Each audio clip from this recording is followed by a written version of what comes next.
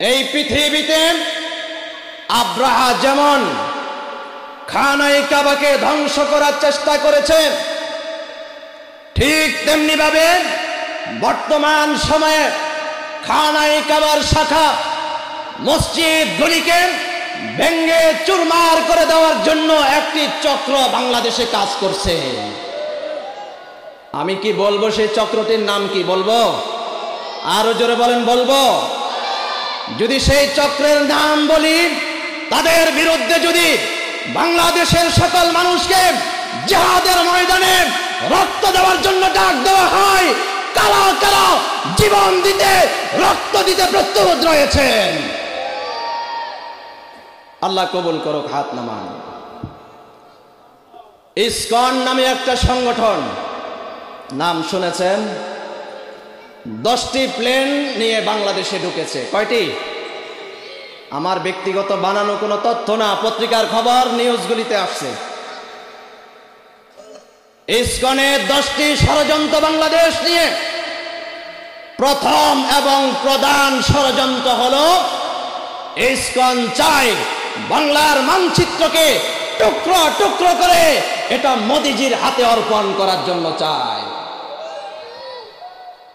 মোদি এটা পেশিস সরকারের মাধ্যমে চেয়েছিল, কিন্তু পারে নাই। ঠিক না ঠিক? পেরেছে? এখন ইসকনের মাধ্যমে তারা চেষ্টা করছে। একটি কথা মনে আসছে বলে দিই, আমার বাংলাদেশের স্বাধীনতা বিরোধী, বাংলার মানচিত্রকে যারা ধ্বংস করবার চেষ্টা করেছে, 5 আগস্টে স্কুল, কলেজ, ইউনিভার্সিটি, বিশ্ববিদ্যালয়, মাদ্রাসার যুবক তরুণ আলেমদের রক্তের বিনিময়ে বাংলাদেশ স্বাধীন হয়েছে। পেশিস সরকার বাংলাদেশ থেকে পালিয়ে গিয়েছে। অস্ট্রিয়া তাকে জায়গা দেয় নাই, আমেরিকা জায়গা দেয় নাই, মালয়েশিয়া জায়গা দেয় নাই, কানাডা জায়গা দেয় নাই। এই বাংলার স্বাধীনতা বিরোধী চক্রকে, খুনি হাসিনাকে কোলে বসে লালন করছে মোদি, খুনি মোদি। ঠিক না বেটে?